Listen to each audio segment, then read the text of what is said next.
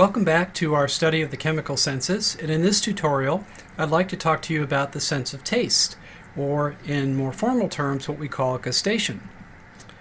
So this conversation about our chemical senses again illustrates the complexity of the human brain, and it allows us to once again discover circuitry in the brain that is genetically determined and provides a foundation for function in the central nervous system.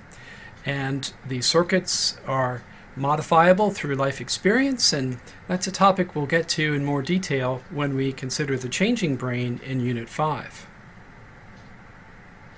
My learning objectives for our discussion on gustation are first to characterize the peripheral and the central organization of the gustatory system. I want us to again focus on the issue of sensory transduction and understand how that occurs within our sensory neurons in our taste buds. And thirdly, I'd like for you to be able to discuss the means by which information is coded within the gustatory system. Well, let's begin with a broad anatomical view of our gustatory pathways.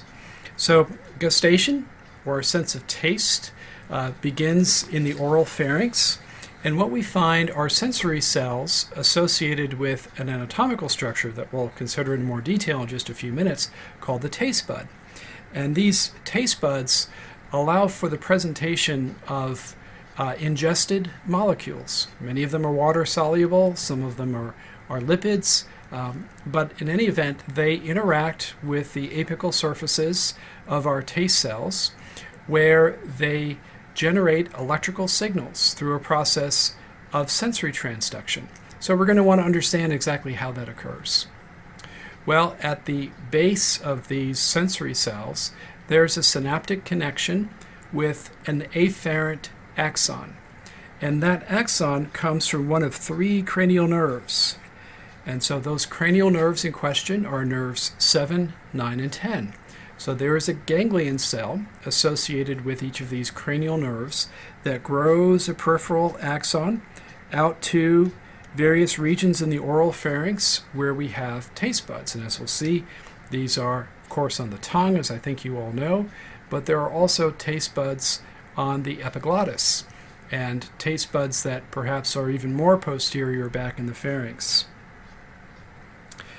So these axons of cranial nerves 7, 9, and 10 project into the brainstem.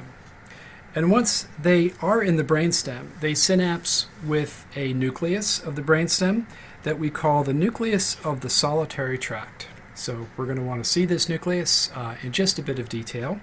That nucleus then receives this first order information, and in that nucleus we have cells that grow axons that project from the brainstem on up into the thalamus.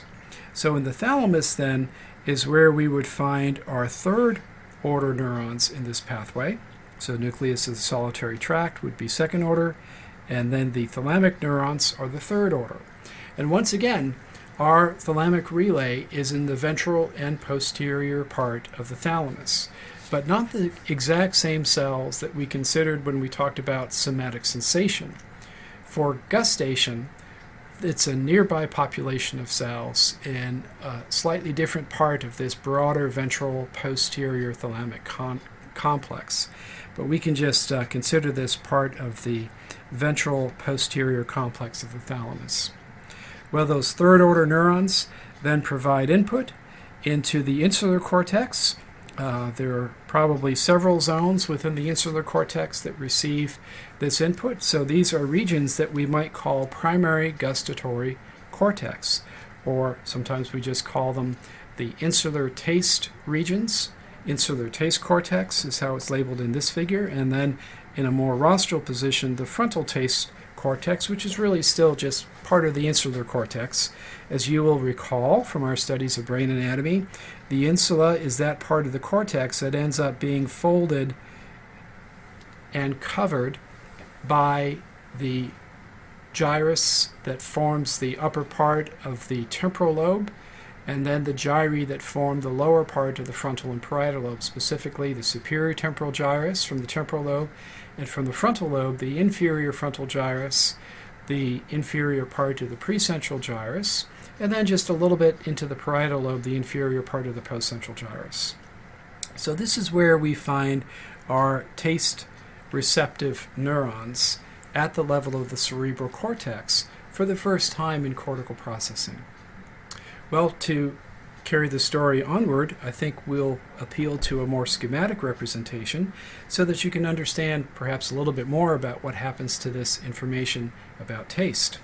So in this schema, we again show our cranial nerves. So here's cranial nerve 7, cranial nerve 9, cranial nerve 10, representing taste buds that are distributed in different parts of the oral pharynx. All of this information converges in the brainstem, in this nucleus of the solitary tract. Well, I'd like to take just a moment and actually show you that nucleus. So if you have your version of Sylvius accessible, you may want to pull that up, or otherwise just follow along here. Well, I've just opened my copy of Sylvius to the Brainstem Atlas. Perhaps you've done the same. And what we're looking for now is the nucleus of the solitary tract. Well, this is a rather long, rod-shaped nucleus that spans the junction of the pons and the medulla. So to find that nucleus, we need to get at the appropriate section. So I'm just going to click down from the level of the midbrain into the pons. So now we're in the upper pons, through the middle of the pons, and as we get into the region of the junction between the pons and the medulla, this is actually the upper part of the medulla, what I'm going to be looking for is something that we sometimes describe as a bullseye. That is a dark spot of heavily myelinated fibers surrounded by a lighter region, which would be gray matter.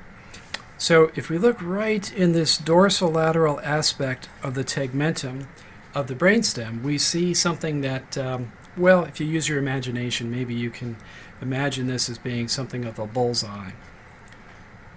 So if I clear my drawing for just a moment and let Sylvius do the work here, this central dark region is what we call the solitary tract. This represents the central process of those first-order afferents that have entered the brainstem through cranial nerves 7, 9, and 10 and are making their way down to the appropriate level of the nucleus.